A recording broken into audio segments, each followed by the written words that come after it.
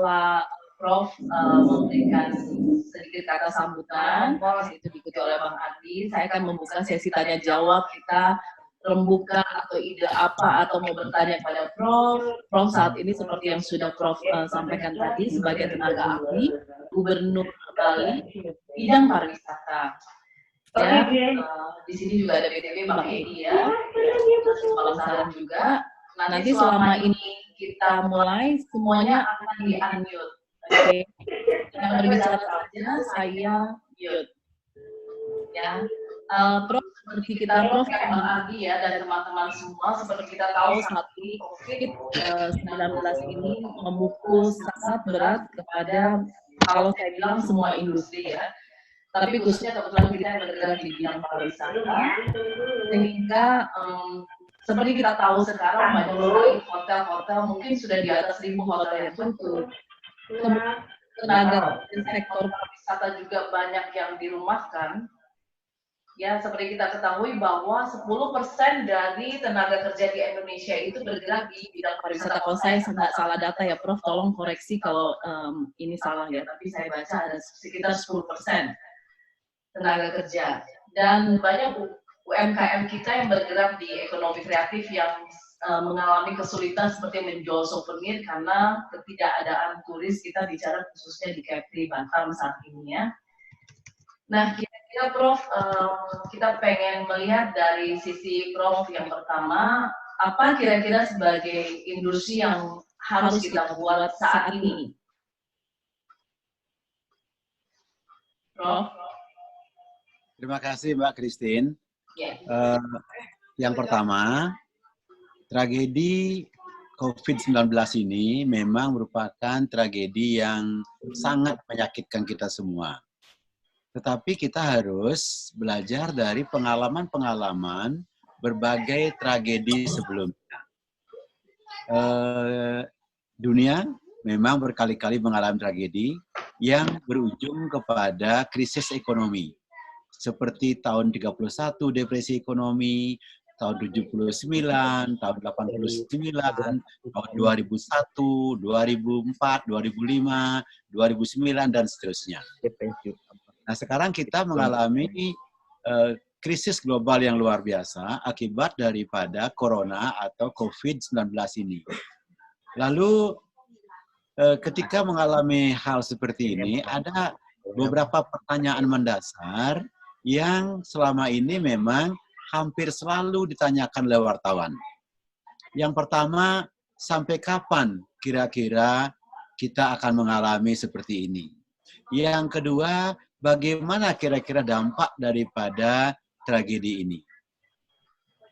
Pertanyaan pertama mengenai sampai kapan, itu jujur saya katakan saya tidak bisa menjawab dengan pasti karena saya bukan ahli penyakit.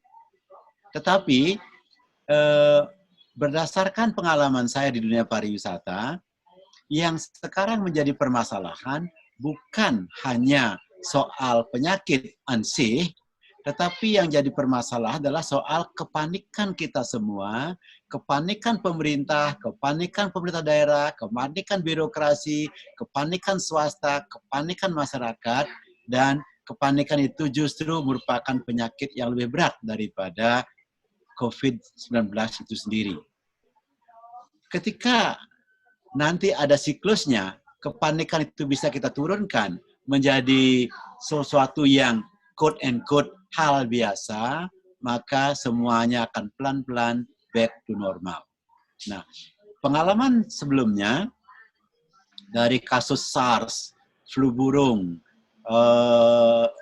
bom Bali, kemudian 9/11, itu kepanikan dari orang hold itu rata-rata 2 bulan sampai 3 bulan, dan pada bulan ke-6 sudah mulai ada pergerakan walaupun agak slow. Oleh karena itu, ketika kembali ke pertanyaan wartawan tadi, kira-kira berapa lama ini akan terjadi, maka saya katakan kalau kita hitung mulai Februari, maka bulan Juli kelihatannya kepanikan itu sudah akan hilang dan kita ada dalam situasi yang manageable. Lalu pertanyaan kedua, apa yang harus kita lakukan di dunia pariwisata? saya selalu membagi peran pemerintah, peran swasta, peran masyarakat. Pemerintah sekarang harus hadir di tengah-tengah kita, di tengah-tengah industri pariwisata, dan kehadirannya itu melalui tahapan-tahapan. Tahap pertama adalah tahap mitigasi atau tahap emergency, tahap kedua adalah tahap recovery nantinya, dan tahap ketiga adalah tahap normalisasi. Sekarang kita ada pada tahap mitigasi.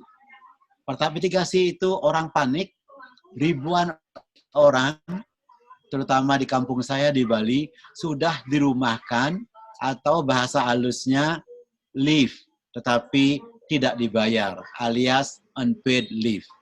Nah, pemerintah dalam hal ini yang menangani pariwisata harus bersikap terhadap ribuan tenaga kerja yang unpaid leave ini. Kesempatan sekarang untuk melakukan berbagai pelatihan-pelatihan secara online untuk meningkatkan kualitas SDM, sekaligus juga memberikan income tambahan bagi teman-teman yang unpaid leave, yang dirumahkan, sekaligus juga tentu saja untuk terutama ini mencegah terjadinya psikologi sosial yang down secara total. Itu pemerintah. Kemudian dari segi daerah, destinasi, saya selalu mengatakan setiap ada bencana seperti ini, kesempatan kita untuk jeda sesaat, untuk kita melakukan perbaikan-perbaikan, pembenahan-pembenahan, atraksi, daya tarik, dan destinasi. Kemudian untuk swasta, jujur saya katakan, saya tidak punya pengalaman banyak di swasta, tetapi barangkali inilah saatnya untuk melakukan perencanaan-perencanaan yang lebih matang dan inovasi terhadap produk-produk. Jangan sampai nanti, begitu nanti kepanikan orang berakhir, kita tidak siap dengan produk-produk yang inovatif. Saya tetap mengatakan bahwa bencana, tragedi dalam pariwisata adalah sebuah hal yang quote-unquote biasa. Bukan pertama kali kita mengalami, kita sudah mengalami berkali-kali. Tetapi saya punya optimisme bahwa grafik pariwisata secara umum sudutnya naik. Hanya saja, to some extent, kadang-kadang ada stagnansi. Sekarang kita mengalami stagnansi. Tapi sekali lagi, mari kita bersama-sama mengembangkan optimisme karena yakin pariwisata akan kembali pada kurva yang naik. Terima kasih Mbak Christine, terima kasih teman-teman, dan Pak Ardi, salam dari Bali. Prof, tadi kan Prof bilang, saya menyambung yang Prof katakan tadi bahwa mitigasi. Ya, saya sudah melihat yang dilakukan, oke, kita boleh berandai-andai sedikit ya Prof, yang sudah dilakukan oleh Kementerian Pariwisata, yaitu melakukan training online kepada teman-teman yang terdampak atau kita bisa katakan unpaid leave tadi itu, atau bahkan memang benar-benar PHK gitu. Tapi apa iya online training itu langsung serta-merta bisa menghasilkan makanan sehari-hari buat mereka, Prof? Nah, ini yang saya maksud tadi. Dulu ada wacana mengenai BLT, bantuan langsung tunai. Saya kurang sepakat dengan BLT itu. Tetapi saya sepakat kalau dana BLT inilah dijadikan untuk quote-unquote program padat karya gaya pariwisata. Kita tahu di PU, Kementerian PUPR atau Dinas PU di daerah mempunyai kegiatan yang namanya padat karya gaya baru. Di mana bergotong royong bekerja, tetapi yang bergotong royong diberikan upah harian. Demikian juga bagi saya sekarang, cara kita melakukan gotong royong atau padat karya gaya pariwisata adalah dengan subsidi kepada teman-teman kita yang kehilangan pekerjaan. Kalau soal ojol, biarlah kementerian lain yang mengurus. Kalau soal taksi, biarlah kementerian lain yang mengurus.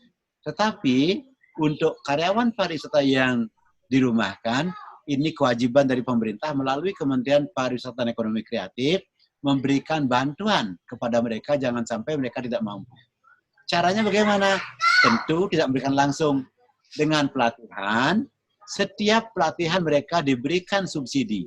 Katakanlah sekarang misalnya BLT, katakanlah misalnya diberikan 500.000 per keluarga.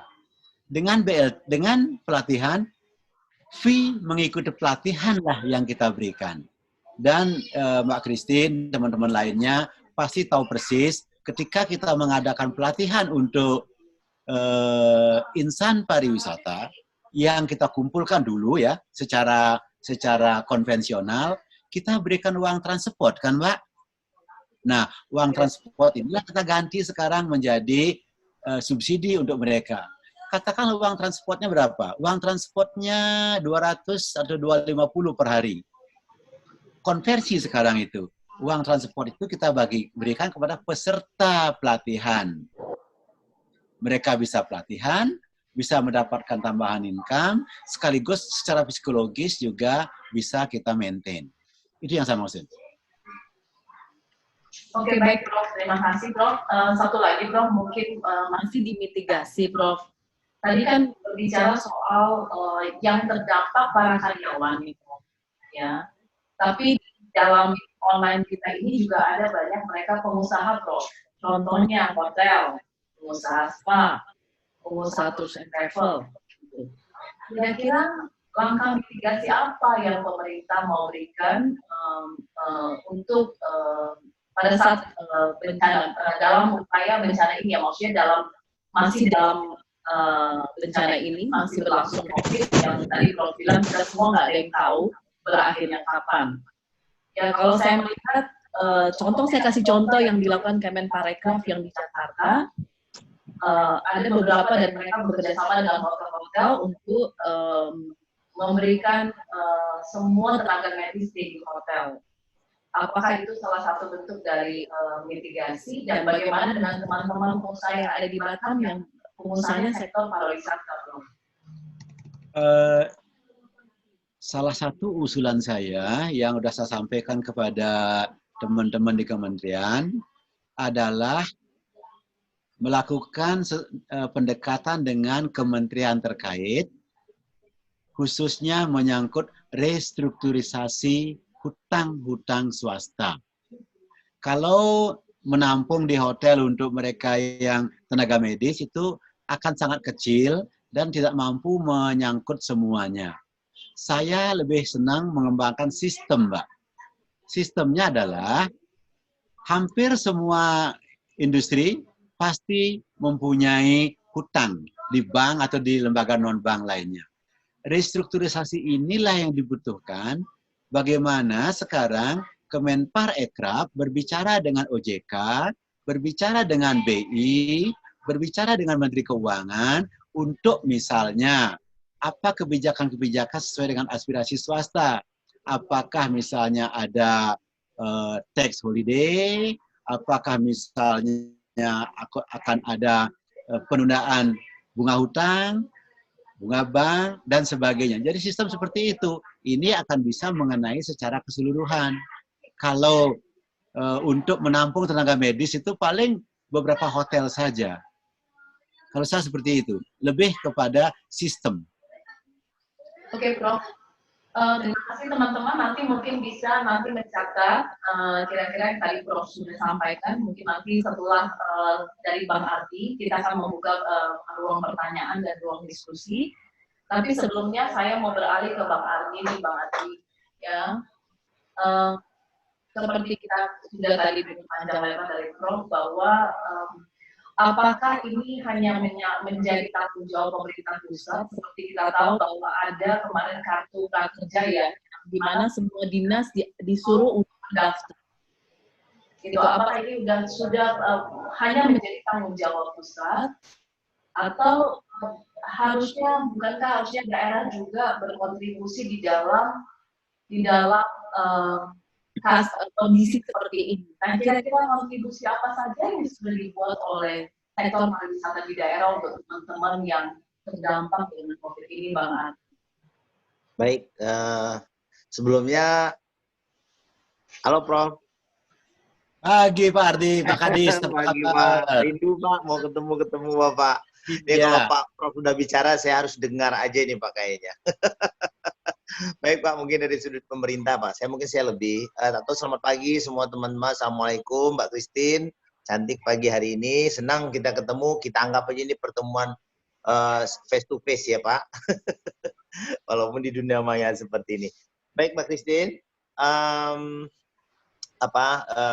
saya mungkin pada posisi pemerintah dalam umum ya, mungkin sekalian bukan hanya pariwisata, tapi juga menyampaikan program pemerintah, dalam hal ini pemerintah Kota Batam secara lebih general.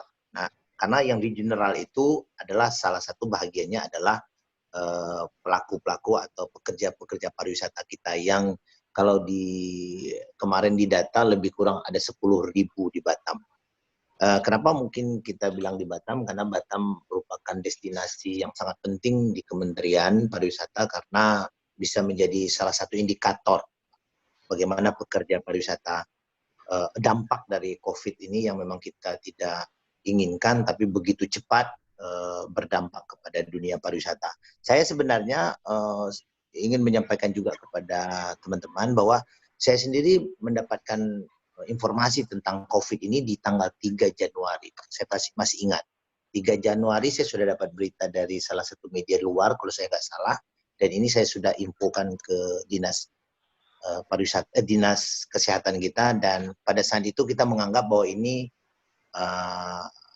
tidak akan berdampak. Tapi luar biasa sampai sekarang, macam seperti Batam, contohnya sangat berdampak sekali. Jadi yang pertanyaan Mbak Christine tadi benar bahwa bukan hanya pemerintah pusat, jadi semua elemen, bukan saja pemerintah, tadi Pak Pitana juga sudah bilang bahwa bukan hanya pemerintah, ini juga pihak swasta juga harus ikut bersama-sama. Nah yang kita lakukan di daerah, di samping kalau yang sedang sekarang kartu prakerja yang juga agak sedikit kesulitan ya, karena ini kesulitan teman-teman pelaku untuk mendaftarkan, mungkin karena sifatnya online, tapi saya sudah berkomunikasi dengan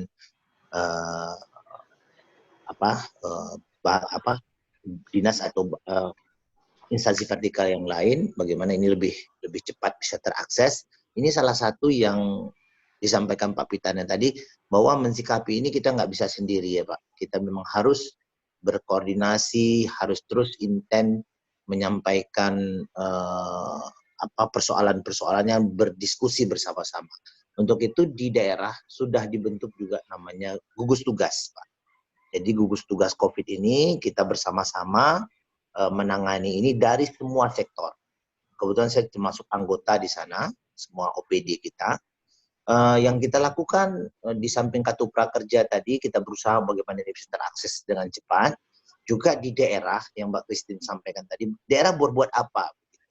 Nah, saya saja baru tadi juga habis meeting, kita akan memberikan pertama yang paling cepat itu kepada pekerja yang saya sebutkan angkanya hampir sampai 10.000 tadi, bantuan sembako. Artinya bantuan sembako, cuman memang ada regulasi. Jadi pemerintah tidak bisa serta-merta karena ada regulasi yang mengatur tentang penyaluran apapun, termasuk bantuan-bantuan. Itu harus termasuk di APBD, harus kita bicarakan dulu dengan legislatif kita untuk bagaimana ini bisa terrealisasi dengan tidak ada persoalan. Ya, bantuan tersebut nanti kita salurkan melalui kecamatan-kecamatan, door to door, dan data dari pelaku-pelaku pariwisata. Saya mungkin ke pelaku dulu ya. Pekerja-pekerja kita yang unpaid leave, yang terdata di sana. Sudah kita sampaikan datanya, baik itu dari spa, dari tour guide, terus supir-supir, driver-driver bus, kemudian juga dari PHRI yang juga cukup banyak datanya, itu sudah kita sampaikan dan insya Allah dalam waktu dekat akan tersalurkan. Kemudian yang kita lakukan juga terhadap pelaku-pelaku pariwisata. Artinya pebisnis-pebisnis, stakeholder kita, ada beberapa kebijakan yang juga perlu memang menyangkut pihak-pihak yang lain ataupun pejabat-pejabat lain untuk menentukan kebijakan apa, seperti mungkin pajak, retribusi dan sebagainya. Itu kita akan melakukan. Yang paling terdekat adalah PBB terlebih dahulu. Nah,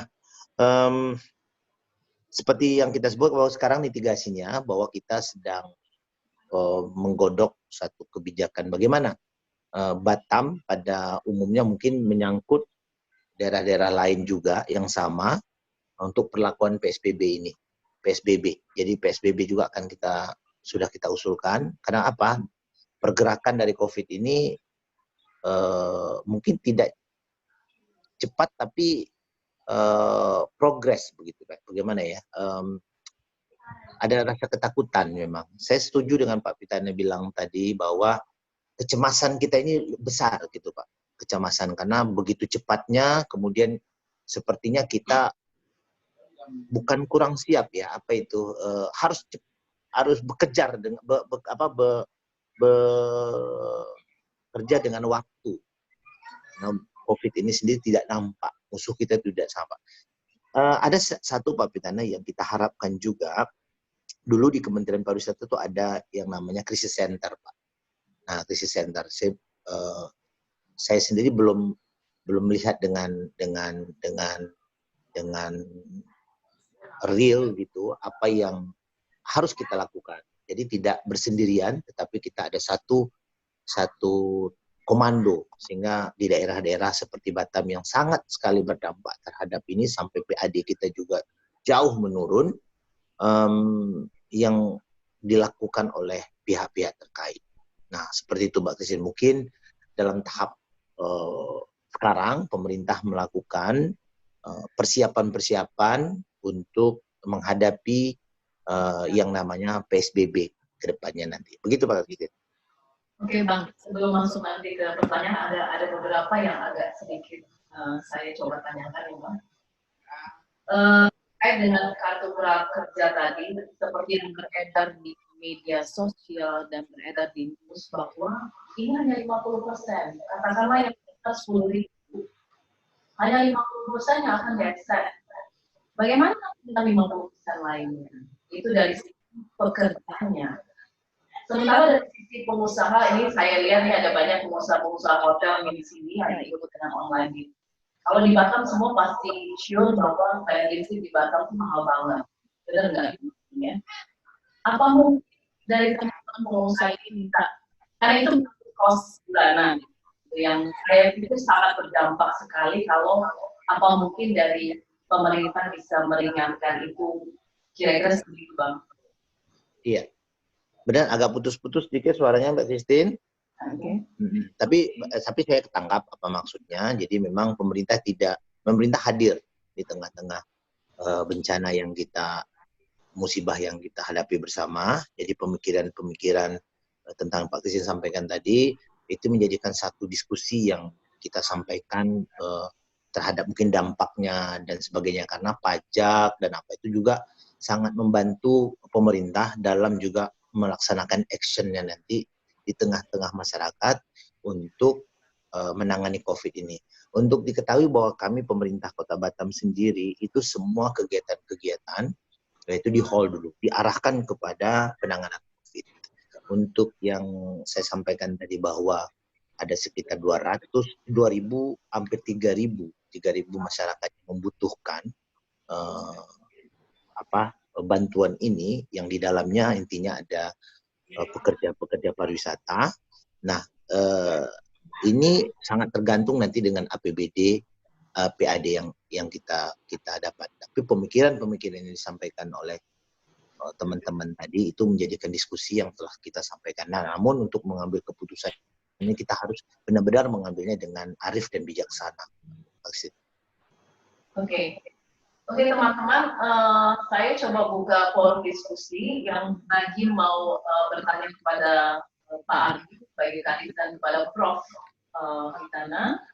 Bisa pakai raise hand ya, dan langsung unmute saja sehingga langsung bertanya. Ya, silakan. Siapa yang mau bertanya? Siapa yang mau mengajukan ide?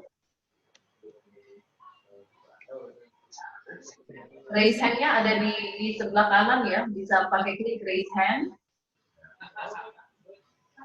Ya. Iya, ada raise hand, kemudian langsung April. unmute.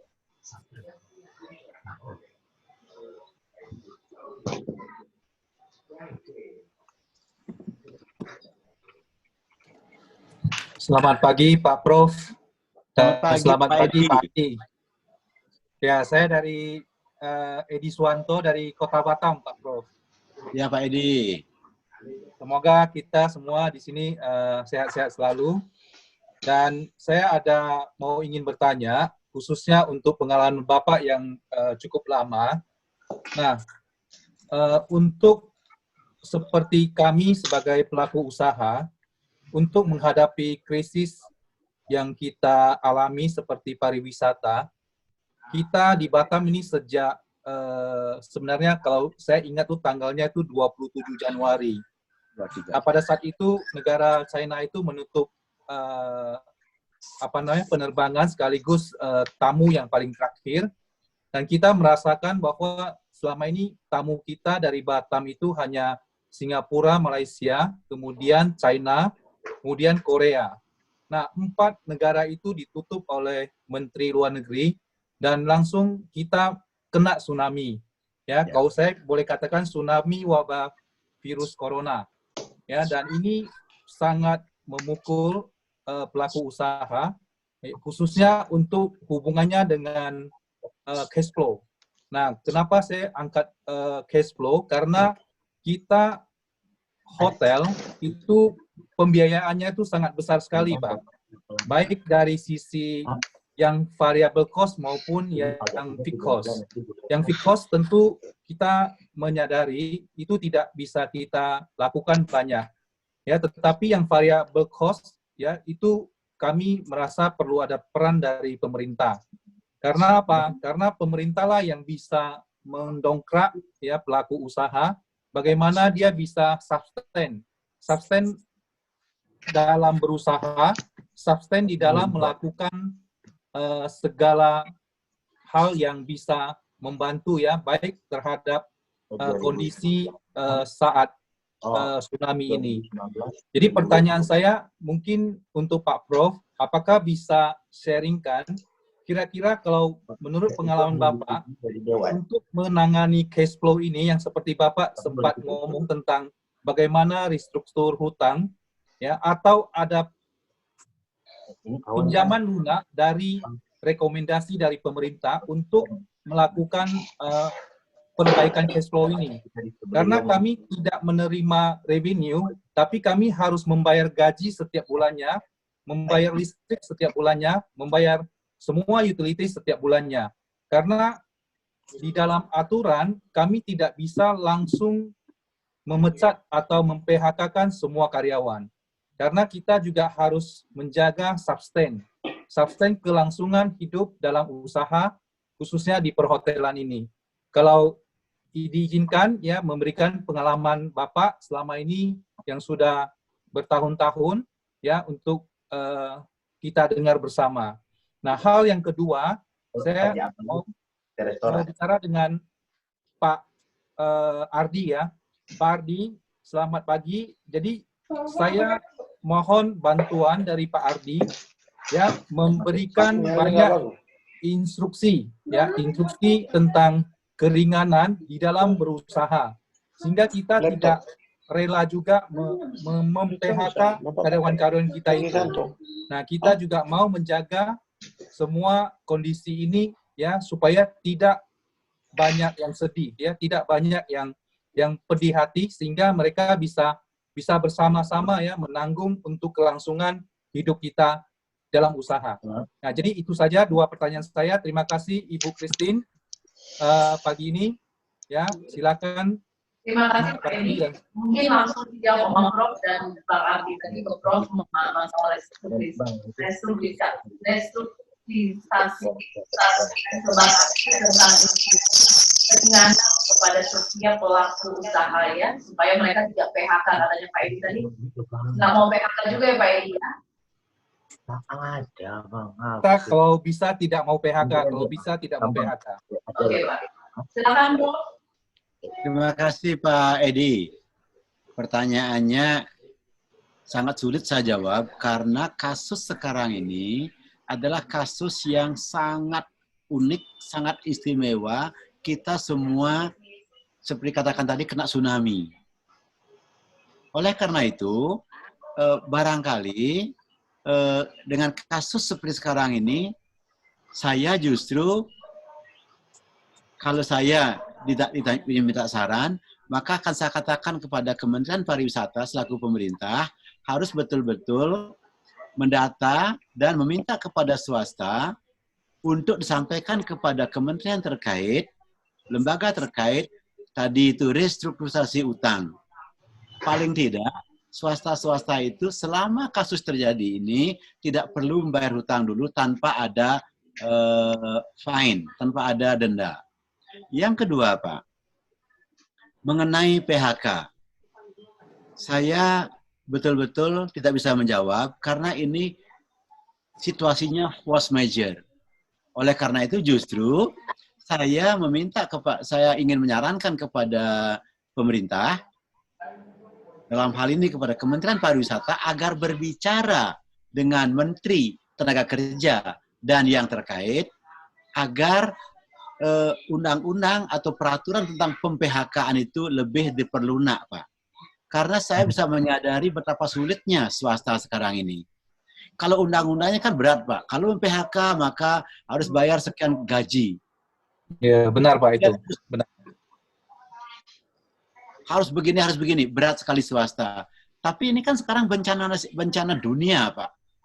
Bencana dunia, tragedi dunia, dan semua kita tidak pernah bermimpi tentang hal ini. Dan ini bukan hanya berlaku untuk satu hotel, dua hotel, tetapi berlaku untuk seluruhnya. Oleh karena itu, sekali lagi saya katakan, ini situasi force majeure. Jangan sampai dalam situasi force majeure seperti ini, teman-teman kita pekerja tetap menuntut kepada perusahaan, sementara perusahaan tidak ada revenue sama sekali. Kita semuanya tahu. Jadi, itu yang bisa saya sampaikan, Pak. Tapi detail saya tidak bisa menyampaikannya karena ini menyangkut portfolio dari kementerian lain. Jadi, semestinya Kementerian Pariwisata menyampaikan ide-ide ini kepada kementerian lain yang punya kewenangan. Tapi sekali lagi, situasi sekarang adalah situasi force majeure. Oke. Baik Pak, terima kasih untuk arahannya. Ya, selamat pagi. Terima kasih Pak Edi. Kemudian Bang Adi tadi Pak Edi bilang supaya menginstruksikan keringanan dalam usaha. Bang Adi di Batam sendiri khususnya karena kalau hotel itu kan ada fixed cost, ada variable cost. Mungkin lebih gampang, mungkin Pak Edi mungkin mau, bukan cuma Pak Edi saya pikir, ada nggak keringanan bayar listrik Bang Adi? Nah ini mungkin di dalam lebih kecil bisa kan? Kurang jelas, Mbak Christine? Ya. Pak Christine? Ya. Kurang jelas tadi Pak, bisa diulang? Oke, tadi Pak Edi mungkin mau pertanyaan buat Bang Adi ya. Yang tadi dikatakan bahwa memberikan instruksi keringanan dalam berusaha Bang Adi. Oh iya. Batam saya pakai contoh untuk bayar. Baik. Apakah mungkin Ya, benar. Negosiasi untuk iya. industri. Sebagai ini kita anggap mungkin berita gembira juga lah ya. Jadi Pak Edi, Mbak Christine, pemerintah Kota Batam rupanya sudah disetujuin apa yang kita sampaikan kemarin bahwa teman-teman pelaku pariwisata kita khususnya perhotelan, hiburan, terus restoran itu kita ada penunduan pembayar pajak 3 bulan, Pak ya. Jadi pajak di bulan April, Mei, Juni baru dibayar. Kemudian juga kita lagi usulkan melalui dinas terkait yaitu BP2RD kita bagaimana denda-denda, kan pasti ada denda ya Pak, denda-denda yang di tahun 2018, 2019 di bawahnya juga dihapuskan seperti itu. Mungkin informasi ini bisa sedikit membantu teman-teman pelaku termasuk parkir juga sebagainya. Karena dia pembayarannya kita tunda 3 bulan. Mungkin itu yang dapat saya sampaikan. Oke, itu Pak Edi ya. Mungkin bisa dicatat dulu. Kita lanjut ke Pak Sapril ya. Silakan Pak Sapril. Makasih. Ya. Salam Pak Bid. Assalamualaikum Pak Ardi. Waalaikumsalam. Wah, ini dia. Iya. Tak muncul di layar nih. Terima kasih kesempatan nih. Ya ini apa koneksinya agak terbatas sehingga bandwidth-nya dikurangi dengan menggunakan video. Jadi mudah-mudahan suaranya clear ya Pak. Clear, Kalau clear. saya kenal nih Pak, tapi nggak tahu yang lain nih Pak. Ya kita walaupun tak kenal hati wajah hati kita bersatu terus lah ini. Kalau saya tahu Pak. Baik, terima kasih Bapak narasumber dan Mbak Christine sudah fasilitasi pertemuan ini. Yang pertama adalah forum-forum seperti ini harus lebih intens dan lebih reguler lagi kita lakukan, baik di tingkat kabupaten kota, provinsi maupun nasional. Saya nggak tahu apakah bahasan kita ini mencakup hanya wilayah Batam saja, tapi saya pikir kalau tadi dari judulnya adalah border, saya pikir ini paling krusial karena kita sekarang penyumbang wisatawan asing nomor 2 di Indonesia. Dan saya pikir ini sangat positif sekali diskusi kita, sambil memang kita tidak bisa berbuat apapun karena memang yang perlu saya mungkin usulkan saja menyambung dari apa yang dikatakan Pak Ardi, bahwa mungkin di Kepri harus lebih mengoptimalkan lagi fungsi krisis center itu. Nah, yang ada di dalamnya itu sebenarnya harus ada stakeholder yang kalau Pak Aye dulu bilang ada ABC dulu, yang pentahelix dulu, yang termasuk ada akademisi, masyarakat, pelaku usaha, dan lain sebagainya. Saya pikir ini paling vital sekarang kita lakukan. Mungkin Pak Ardi dan teman-teman Kepala Dinas Pariwisata harus ditarik mundur dulu untuk keluar dari gugus tugasnya, yang lebih memprioritaskan persoalan yang berkaitan dengan pariwisata kita. Karena kita pariwisata ini dari mulai personal sampai juga perusahaan besar dia terlibat, yang mungkin di dalamnya saat ini belum tersentuh karena memang program gugus tugas dengan kebijakan pemerintah daerah yang maupun pusat lebih fokus kepada penanganan personal ini yang atensinya kurang terperhatikan bagi mulai pelaku usaha kecil, menengah sampai yang besar, karena mungkin kebutuhannya berbeda-beda. Nah itu yang saya pikir krisis center ini harus mampu mengurainya, kebutuhan-kebutuhan mana yang mau diprioritaskan. Sambil juga saya mengutip kemarin ada statementnya Pak Luhut bahwa ada atensi perhatian ke pasar Cina, Jepang, dan Korea, yang saya pikir statement itu dalam waktu dekat sepertinya saya memforecastkan bahwa Pak Luhut sudah menggambarkan bahwa negara itu akan aman. Nah, tinggal sekarang apakah negara kita mampu menerima pasar itu? Nah, ini yang jadi persoalan lagi, bahwa masyarakat kita kadang-kadang berbeda menanggapi satu persoalan. Yang terjadi aja kemarin TKA di Bintan itu saja menjadi satu persoalan besar, karena mungkin tidak well informed atau informasinya mungkin yang. Nah, satu hal lagi yang berkaitan dengan statement Pak Gubernur yang mungkin salah tersampaikan atau media yang menyampaikannya berbeda, antara 2.000 turis dengan 2.000 kru kapal. Itu yang terjadi di Kepri sekarang, bahwa ada penolakan 2.000 wisatawan yang terstatement oleh media saat ini. Namun berita aslinya bahwa itu adalah kru kapal yang bekerja di Australia. Nah ini yang hal-hal seperti ini yang perlu kita cermati bersama, karena ini akan berdampak buruk bagi image. Karena memang pemulihan image itu menjadi satu persoalan besar saya pikir nanti. Nah inilah yang saya mau sampaikan dalam forum yang berbahagia ini, bahwa memang mengelola pariwisata ini memang tidak seperti mengelola pertanian atau mengelola pertambangan, karena memang dinamikanya luar biasa. Saya juga berharap mungkin melalui Pak Ardi nanti disampaikan Pak Gubernur bahwa sekarang kita wajib punya krisis center itu lagi balik, sambil di dalamnya ada sebuah komunikasi yang intens kita lakukan. Mulai dari pelaku yang terkecil sampai pelaku yang terbesar. Itu yang saya pikir urgent sekarang kita hadapin, sehingga memang fungsi penanggulangan kesehatan ada di kewenangan gugus tugas untuk penanganan mitigasi dan mungkin recovery dalam waktu dekat, itu akan ada di tim kita Pak Ardi. Jadi krisis center ini menjadi sebuah langkah-langkah konkret nantinya yang bisa kita lakukan dalam persoalan mitigasi sekarang. Apa nih yang ada guideline bagi orang hotel idealnya begini, bagi orang travel idealnya begini, bagi HPI idealnya begini, bagi spa idealnya begini. Jadi ada pemanfaatan ruang yang bisa kita lakukan selama kita dilakukan lockdown atau di rumah saja ini. Mungkin forum-forum seperti ini, at least mungkin dari pemerintah provinsi atau pemerintah kabupaten kota punya guideline what to do gitu bagi kita yang sedang mengalami ini, sambil ada upaya recovery dan penanggulangan persoalan-persoalan ekonomi dan sosial ini. Mungkin itu dulu yang saya ingin sampaikan unek-unek, walaupun agak sedikit banyak menulis curahan hati di dalam media sosial, tapi yang penting salam hormat kami buat Pak Menteri, Pak Pita, Pak Menteri, sangat diharapkan nilai-nilai spiritualnya nih Pak, sehingga kita bisa lebih adem ayem dalam menghadapi gelombang tsunami ini. Terima kasih Pak narasumber dan Pak Kristi. Stay tune kembali.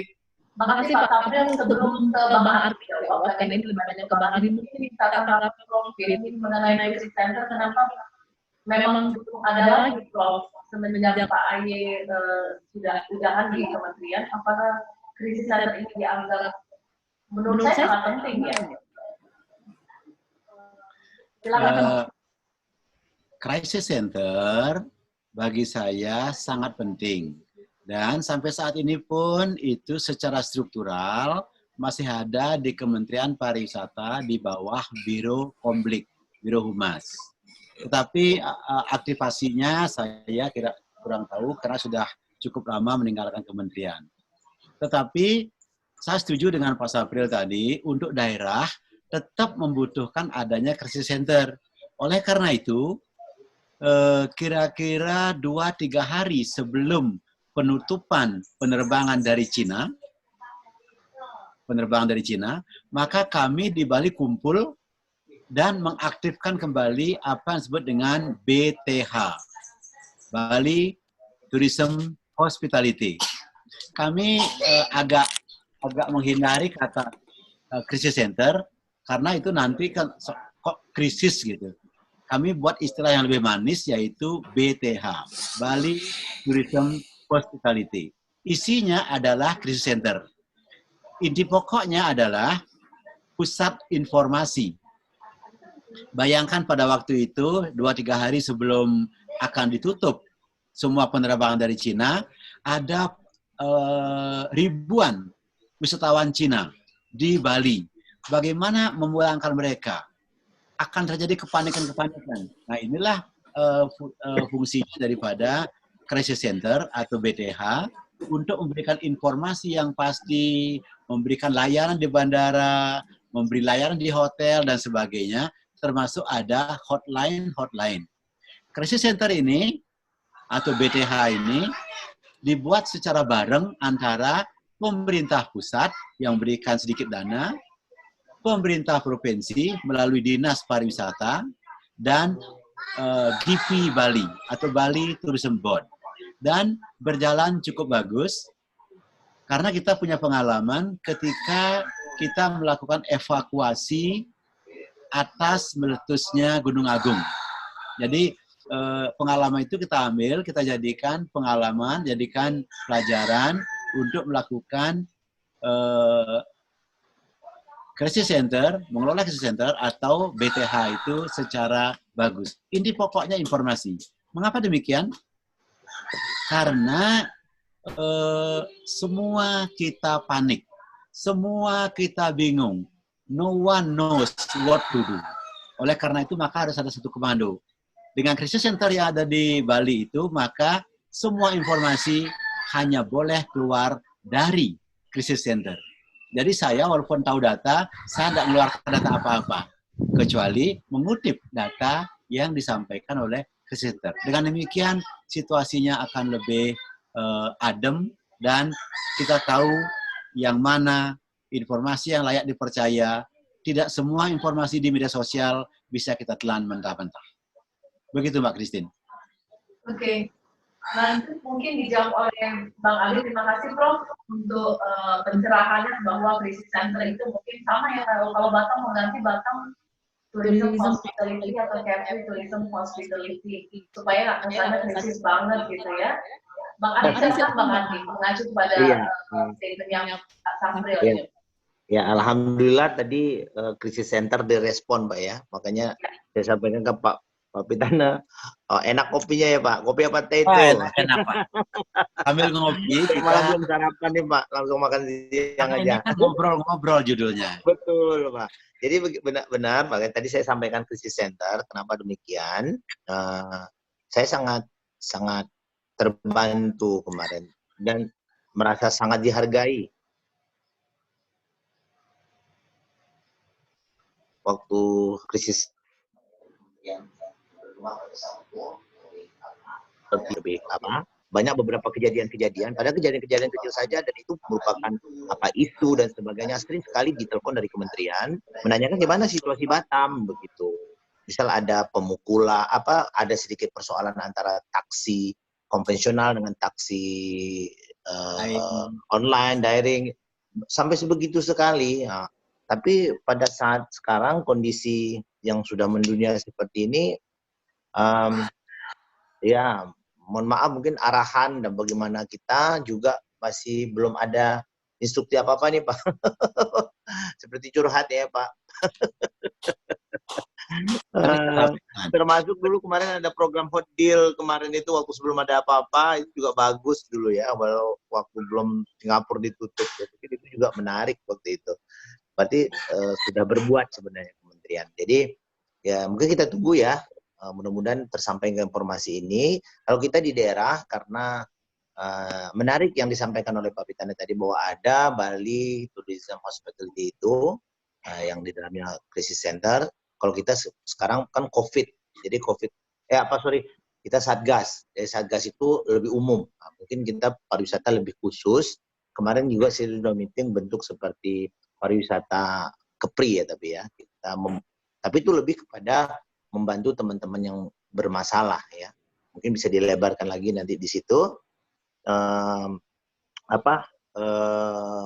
Butuh sekali memang krisis center itu yang sebagaimana Bali lebih dulu ya Pak Pidan, terima kasih punya informasi yang tersentral seperti itu Pak. Apalagi dunia sekarang kan banyak berita-berita hoak dan sebagainya Pak. Kita tunggulah bagaimana krisis center ini, dan ini satu pemikiran yang baik dari diskusi ini, artinya harus gerak cepatlah kita. Betul kata Pak Sapril tadi, mungkin tidak keluar Pak ya, diperkuat gugus tugas itu dengan menitipkan yang namanya krisis center tadi tentang kepariwisataan. Ya, yang memang seyogianya memang demikian juga, seperti data pariwisata minta ke saya berapa yang unpaid leave, kemudian minta ke kita, tapi waktu keluarnya itu nanti secara umum. Ini mungkin kita lebih khusus tentang kepariwisataannya. Mudah-mudahan lah Mbak Christine ya, nanti satu pemikiran, mungkin kita bisa ketemu lagi nih Pak Mbak Christine ya. Oke. Pak Pitana, makasih Pak, nanti kontak-kontak kita Pak. Saya malu bicara sini kalau udah ada Pak Pitana nih Pak. Saya follow aja Bapak deh. Oke Pak. Dan Bang Ardi, kita lanjut ke Pak Harni. Silakan Pak Harni.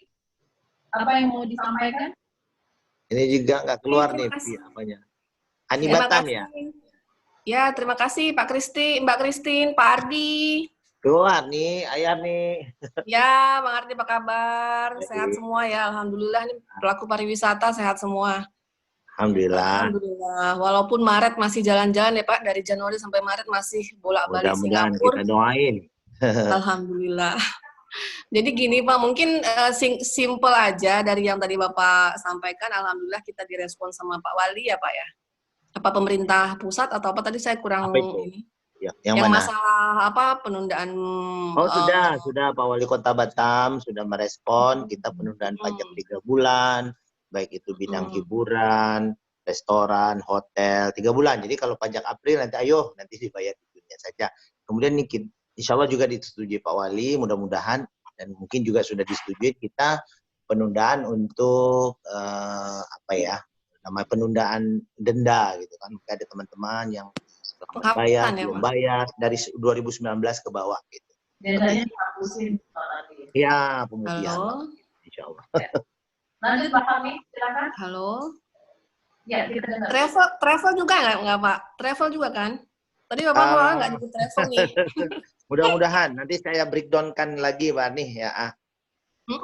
Terus mungkin karena itu kita, ini seperti yang Pak Pitana betul tadi Pak, kita memang nggak bisa sendiri.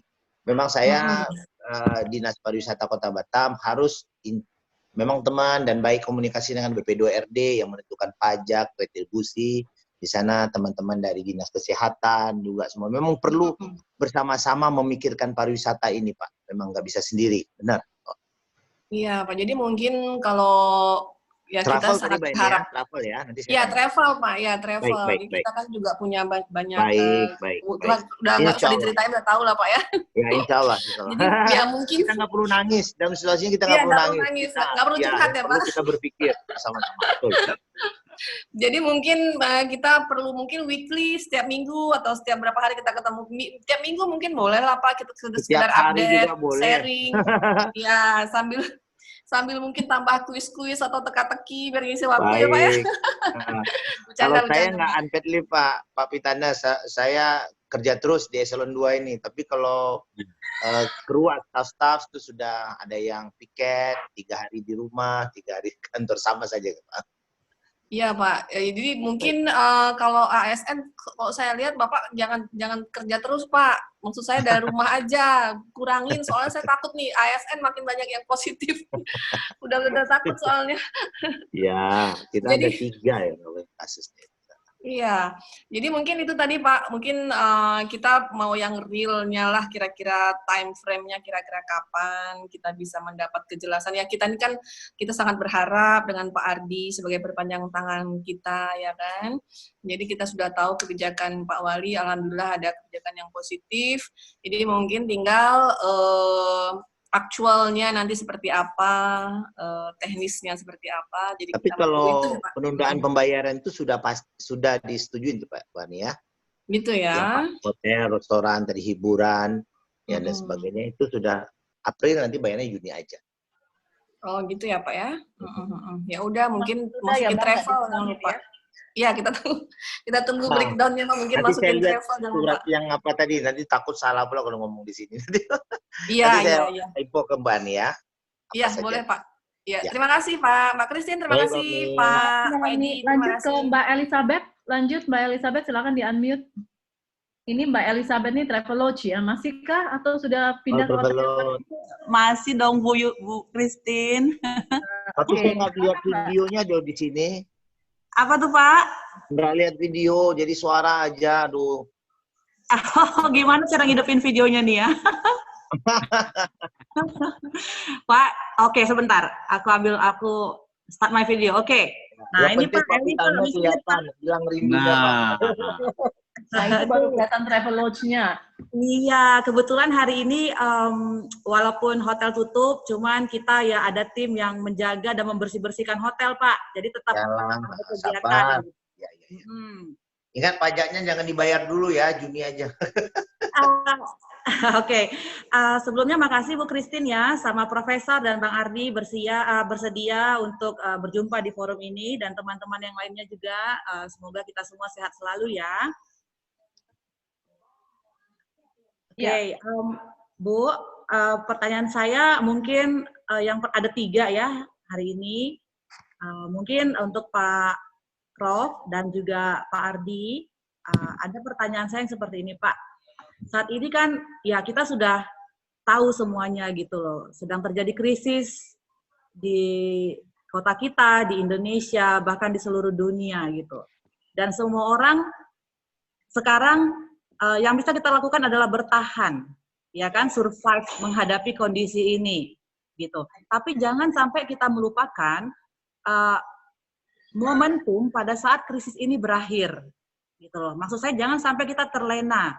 Kita sibuk sekali bagaimana menghadapi krisis ini segala macam, tapi pada saat krisis itu momentumnya selesai, dan disitulah sebenarnya yang paling penting.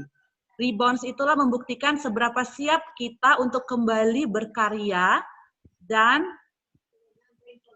mencari revenue kembali, gitu loh, mencari kehidupan kita yang normal kembali.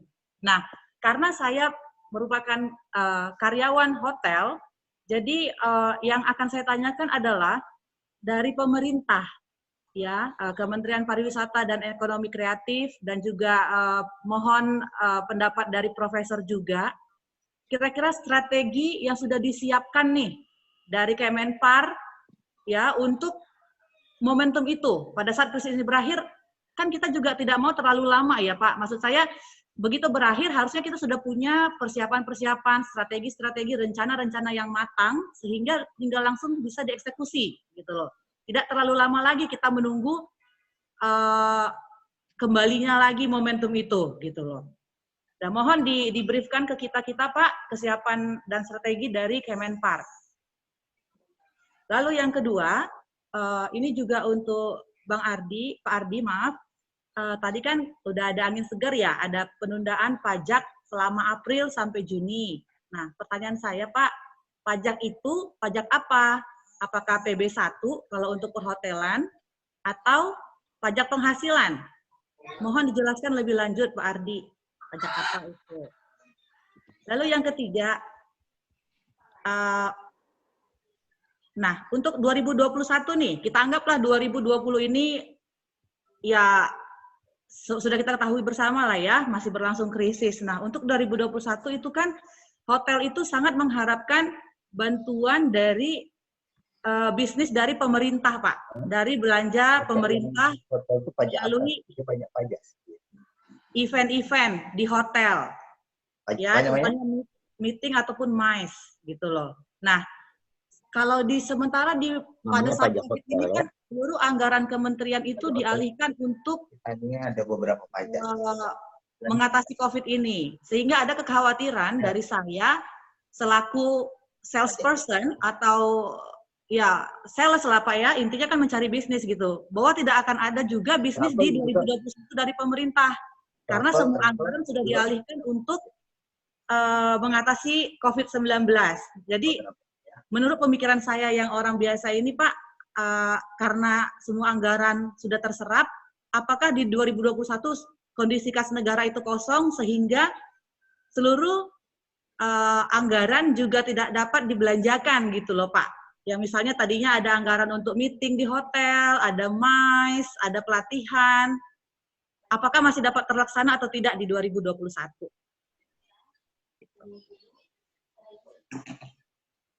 Oke. Itu aja Mbak Elizabeth? Iya Bu, ada 3 tadi ya Bu, mohon dijawab. Terima kasih. Mungkin Prof pertama kali yang bisa memberikan saran-saran.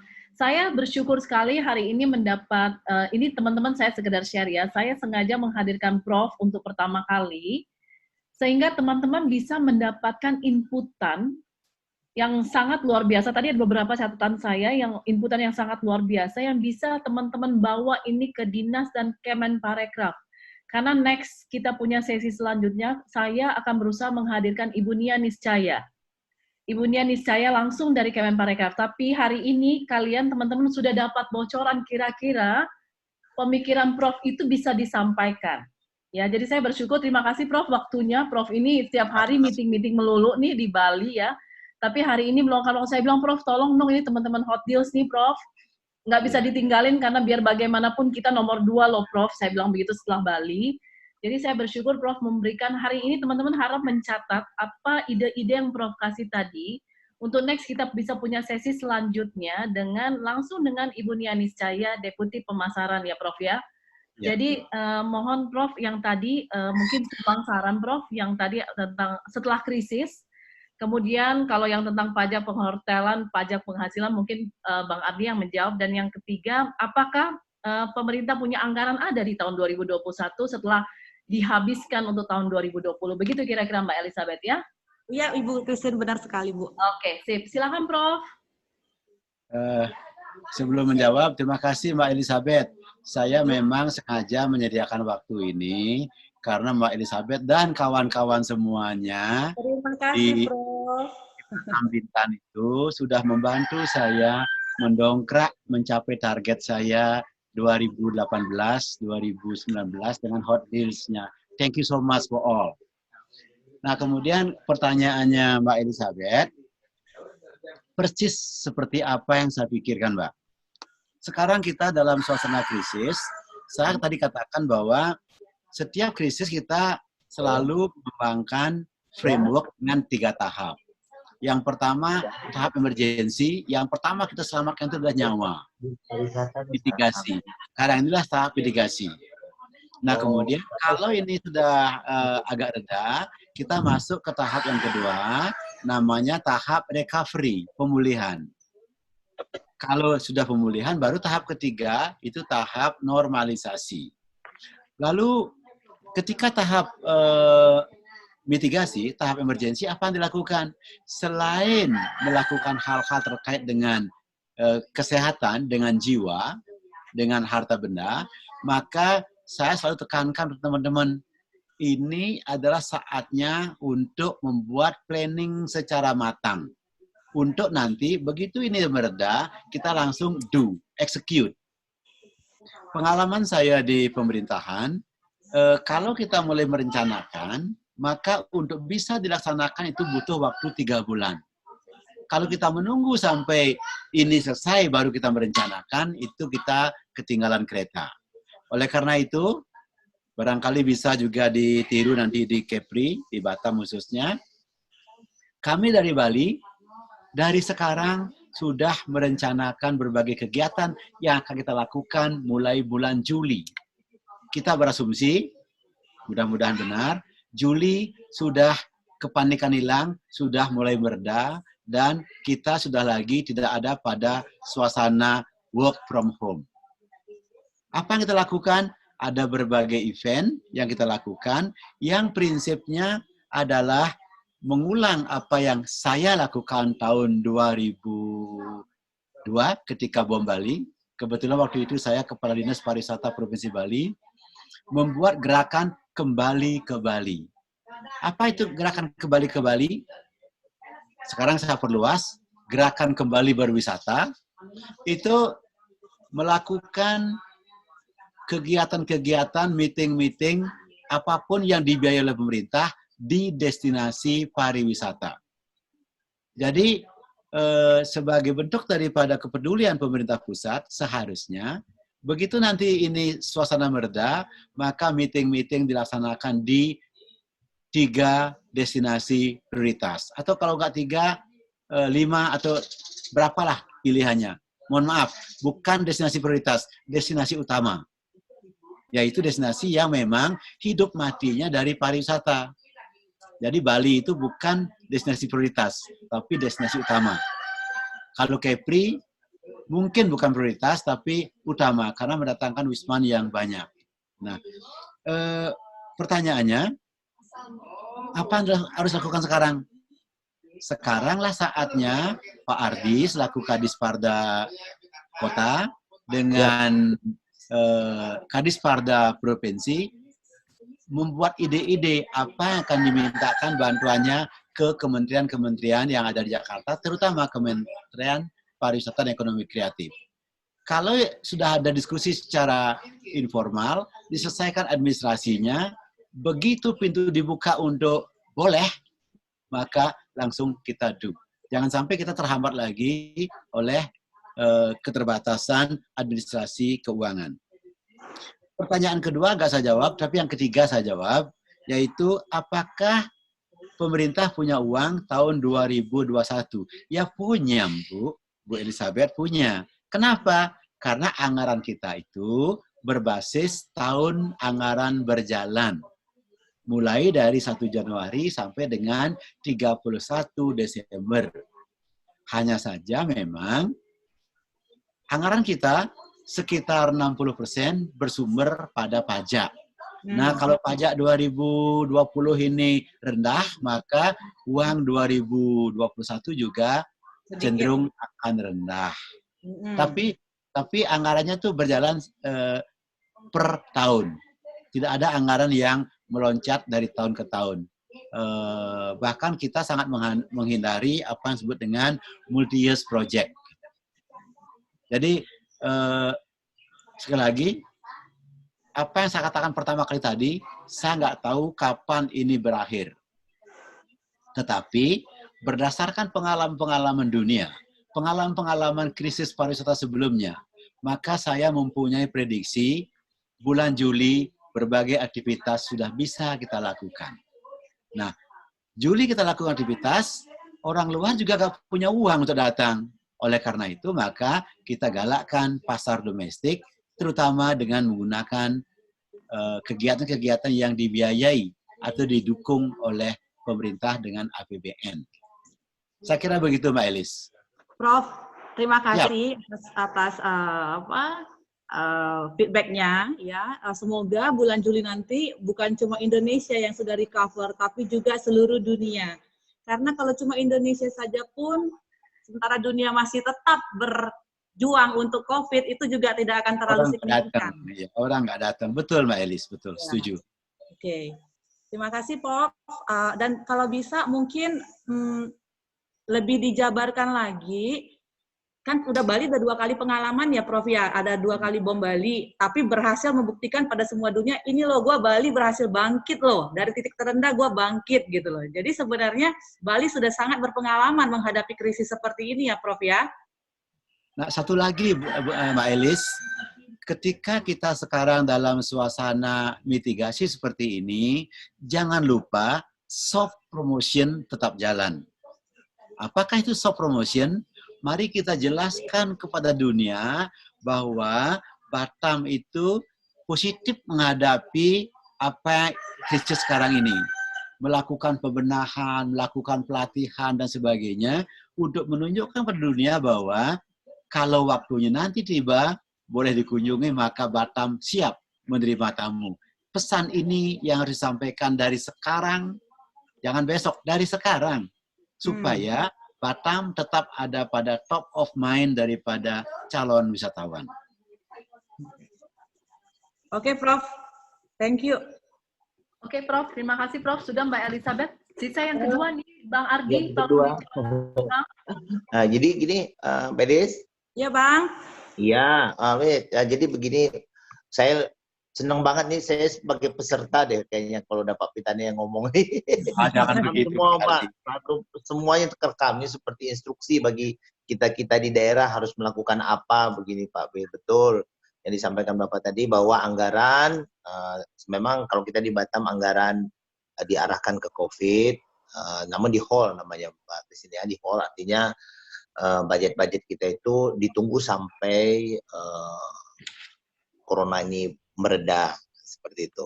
Yang masih mungkin dilakukan di ujung tahun atau di pertengahan tahun. Nah, tentang pajak tadi, Mbak Elis, bahwa pajak ini kan pajak ada pajak pusat, dari pajak dari pusat, ada pajak dari provinsi, kemudian juga ada pajak dari daerah, dari Kota Batam sendiri. Jadi pajak tersebut adalah pajak Kota Batam, namanya pajak hotel tersebut. Jadi saya pun kurang memahami yang mana pajaknya pusat, pajak provinsi, seperti kalau saya tahu misalnya kalau kita STNK dan sebagainya itu provinsi rupanya. Jadi kalau kita yang pajak daerah, Pak. Jadi pajak daerah, APBN itu pusat. Ya, pusat, APBN. Jadi pajak-pajak itu PHR yang 3 bulan. Iya, seperti itu, Pak Risda ya. Dilihat aja waktu pembayaran pajaknya, kalau itu sebut pajak hotel, pajak apa itu, bahwa itu ditunda 3 bulan. Ya. Ditunda selama 3 bulan sampai bulan Juli berarti ya, ya, Bang, jadi begini, kalau sekarang misalnya bulan April, ya Pak. Itu ditunda apa tidak dibayar? Artinya ditunda, Pak. Ditunda. Kalau ditunda, artinya pajak yang bulan April, Mei, Juni itu dibayar di bulan Juni. Tetapi kalau dibebaskan, maka berarti tidak membayar pajak. Tidak membayar pajak. Betul. Sampai bulan Juni. Yang mana yang benar? Ditunda, Pak. Ditunda. Jadi pajak bulan April dibayar di bulan Juni. Kemudian mungkin yang saya sampaikan tadi bahwa satu lagi insentif yang kita berikan adalah tidak membayar denda, Pak, dari 2019, Mbak Elis, sampai ke bawahnya begitu. Jadi penghapusan, pemutihan denda. Mungkin ada teman-teman yang terlambat, tidak membayar, kan ada denda. Ya. Mohon Pak, barangkali teman-teman dari swasta juga pernah mendengar ada instruksi Menteri Keuangan bahwa tidak dipungut pajak hotel restoran selama 3 bulan terhitung Februari. Artinya tidak dipungut, Pak. Iya, Pak. Halo? Ada instruksi Menteri Keuangan bahwa pajak hotel restoran dibebaskan, tidak dipungut selama Maret, April, Mei, selama 3 bulan, Pak. Ada instruksi Menteri Keuangan. Kita ditunda, Pak, ditunda. Nanti kita breakdown lagi, Pak. Soalnya begini, kita yang mengurus tentang pajak dan retribusi itu adalah Dinas BP2RD kita di sini, Pak. Nah, jadi ada kita menyampaikan informasi seperti ini, yang membreakdown regulasinya adalah teman-teman dari BP2RD, Bapak. Jadi kebijakannya, kajian hukumnya dan sebagainya. Pak Pitanya bilang tadi bahwa 60% dari APBN ataupun 60% dari apa itu adalah kita berharap dari pajak, dan akhirnya apa yang kita akan kembalikan lagi kepada teman-teman pelaku. Nah, untuk itu kebijakan pemerintah Kota Batam yang bagaimana yang saya sampaikan tadi, Bapak. Bang Ardi, saya bertanya, apakah bukannya kalau ada instruksi dari pusat itu harus sampai ke daerah dilaksanakan, Bang? Karena memang instruksi dari Menteri Keuangan adalah membebaskan pajak selama 3 bulan. Baik, begini. Makanya saya bilang tadi pajak itu ada beberapa, Mbak Christine, ada pajak daerah, ada pajak pusat, kemudian ada pajak provinsi. Jadi mungkin pajak mana yang dilakukan, kita akan breakdown kembali dengan diambilnya keputusan penundaan pajak hotel tersebut, restoran, hiburan yang ada di Batam. Seperti itu, Mbak Christine. Jadi harus ada kajian hukumnya. Saya pun tidak berani menyebutkan, takut kesalahan dalam kajian hukumnya, Pak. Yang jelasnya pengambilan keputusan itu pasti ada kajian-kajian hukumnya. Begitu. Baik, maaf Bang Ardi, boleh masih bertanya, Bang? Boleh sekali. Oke, Bang.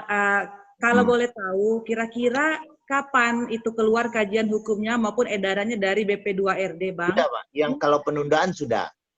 Kalau penundaan ini sekarang kita tentang denda, masih denda, keterlambatan pajak, keterlambatan pembayaran denda ya. Denda itu minta kita hapuskan. Nah, itu yang mungkin juga sudah disetujuin itu, Pak. Saya akan cek kembali nanti. Ini ya. Oh, sudah diedarkan ke semua stakeholder di Batam berarti ya? Iya, sudah diinformasikan. Jadi mungkin Fitkom ini juga salah satu informasi formal yang dapat disampaikan pemerintah Kota Batam terhadap teman-teman pelaku pariwisata. Semoga termasuk travel ya, Pak? Travel itu ada pajaknya juga, Be. Halo, Hani? Ya, Pak. Hani, travel bayar pajak apa aja ya? Dicek dulu, Hani. Penghasilan. Kalau itu pajak Kota Batam ditunda 3 bulan. Oh, bukan Nah, pajak yang nasional, yang dari pengumuman dari Menteri Keuangan, itu mungkin mengikut regulasi nasional. Ya, mengikut kalau regulasinya diatur Batam, seperti teman-teman hotel, restoran, hiburan, ya diambil kebijakan ditunda 3 bulan. Oke, Herni.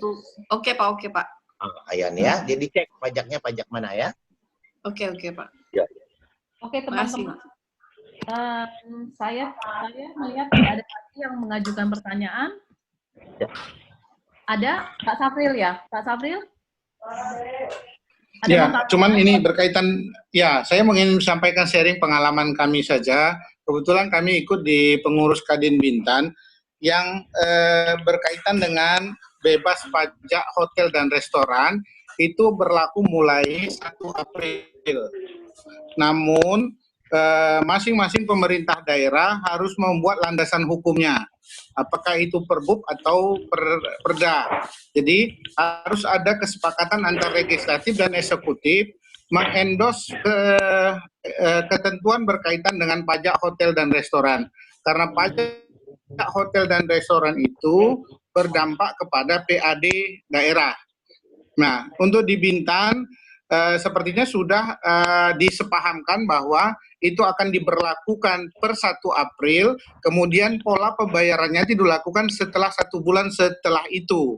Jadi mungkin ada beberapa macam pajak yang mungkin harus bisa diluruskan. Orang saya tidak salah hanya bayar pajak reklame saja. Sepertinya karena kita tidak ada memungut pajak servis. Nah, ini yang mungkin saya pikir nanti Pak Ardi akan coba luruskan lagi kembali karena ada beberapa.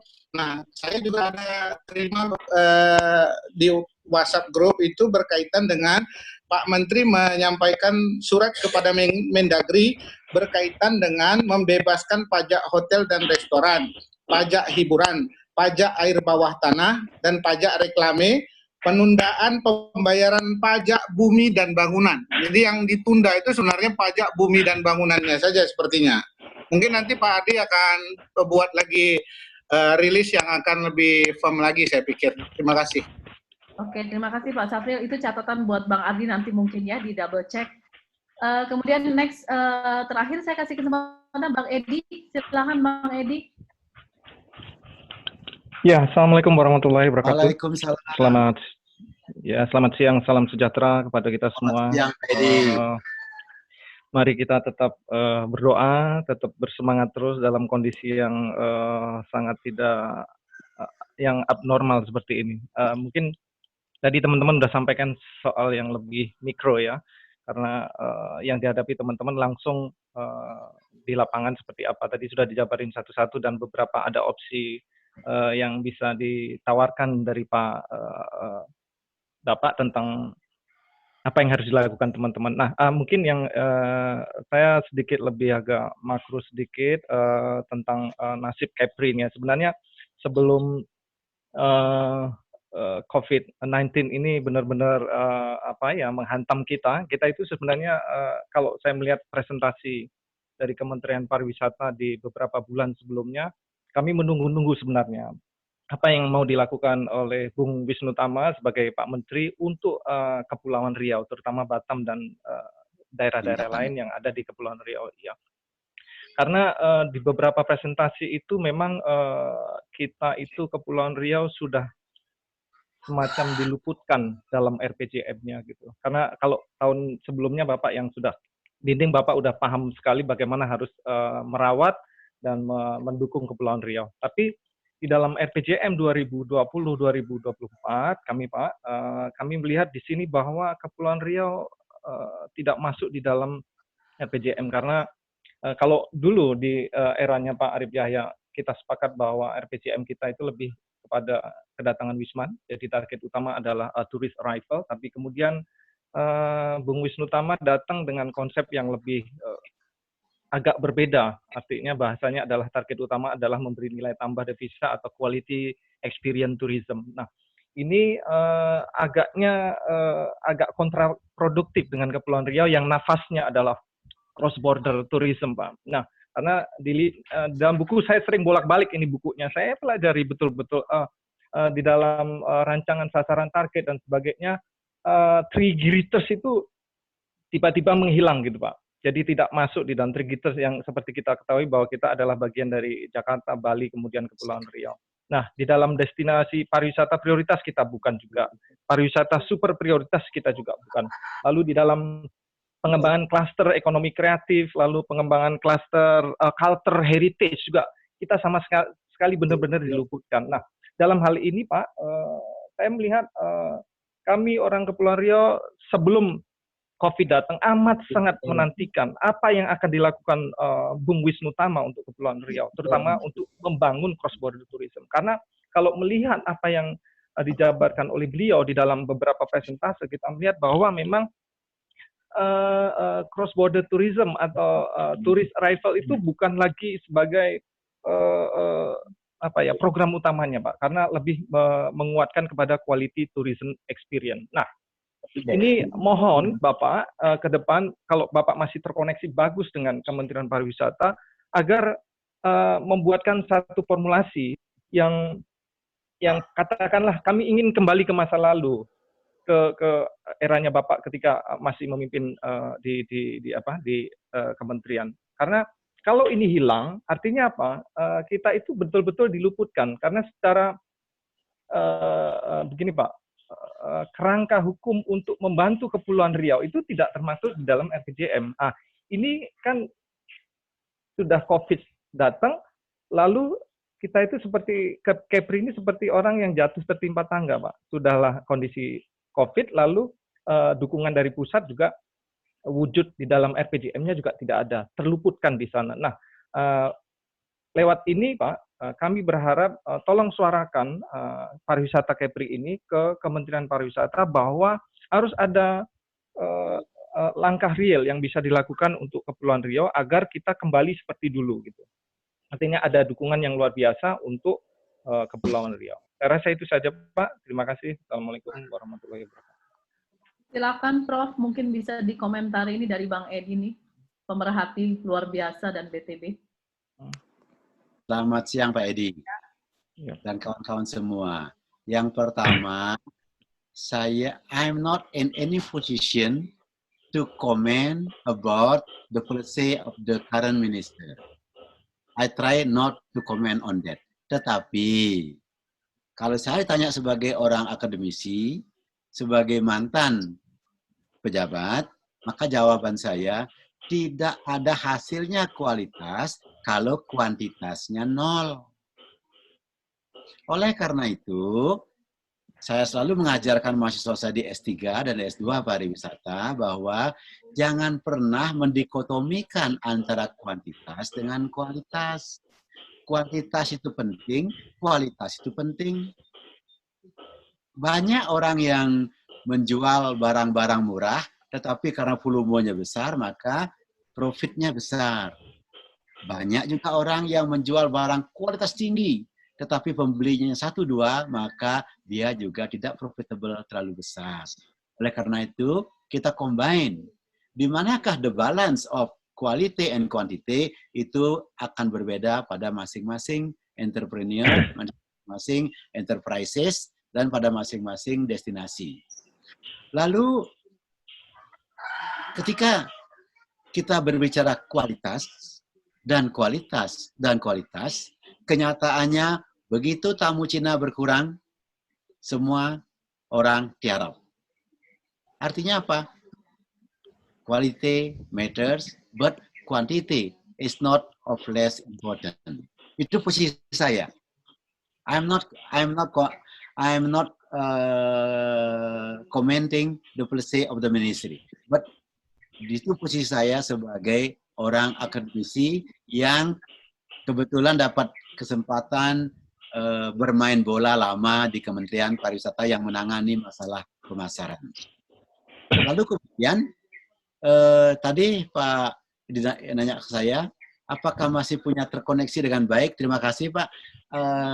Kalau diizinkan oleh Ibu Christine, apa yang kita bicarakan selama hampir 2 jam ini akan saya rangkum, akan saya sampaikan kepada Menteri Pariwisata, dan saya tembuskan kepada beberapa deputi yang terkait.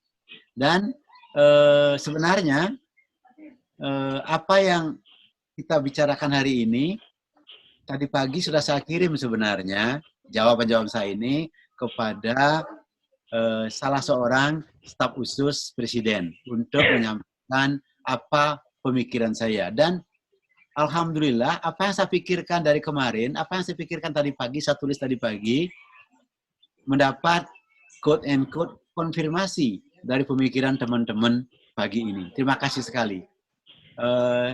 Rasa-rasanya saya sudah sampai kepada closing statement karena ini sudah jam 12.52 di saya atau 11.52 di Kepri. Terima kasih atas kesempatannya berdiskusi seperti ini. Dan anytime you need me, just contact me. I will be more than happy to join the online meeting, digital meeting like this. Terima kasih Bu Christine, terima kasih Pak Ardi, terima kasih teman-teman semuanya. All the best, dan pesan terakhir, be optimistic.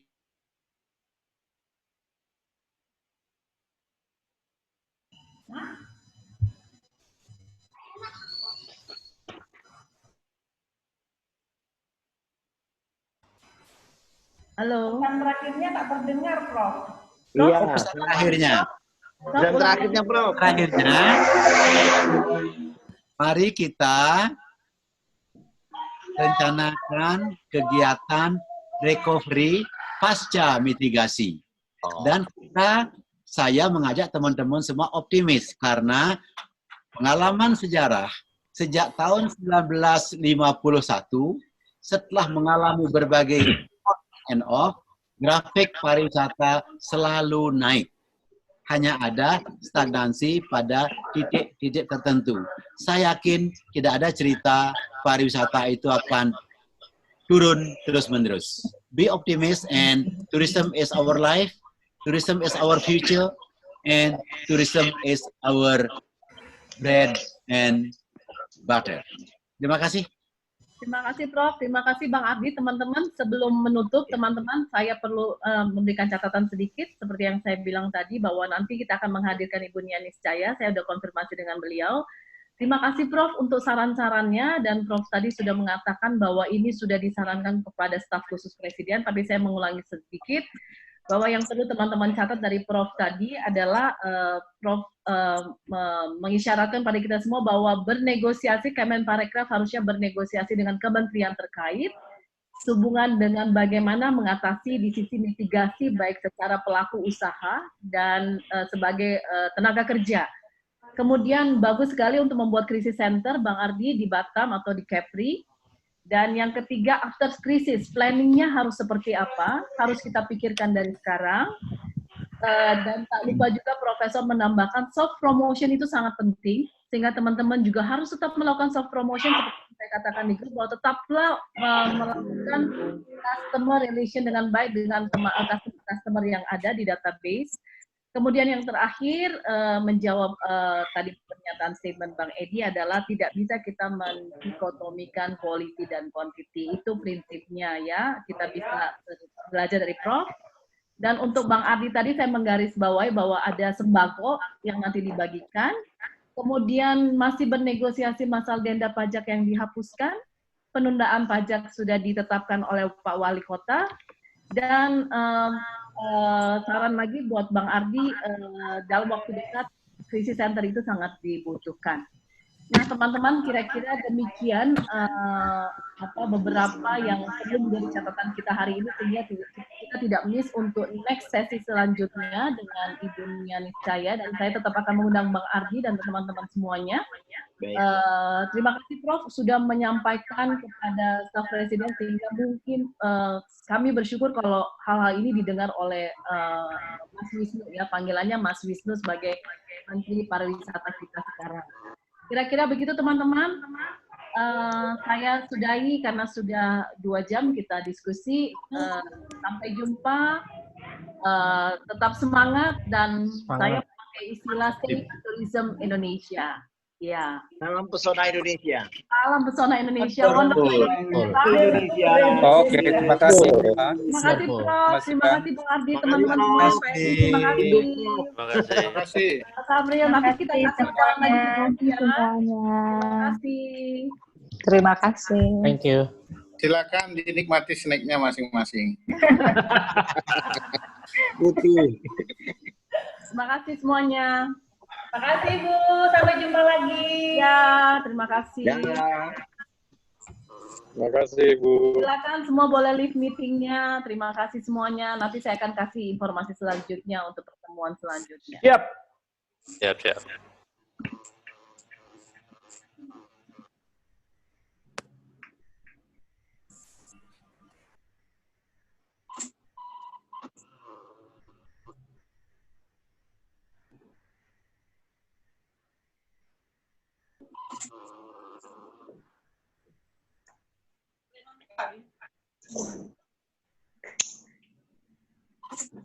Belum tutup ini.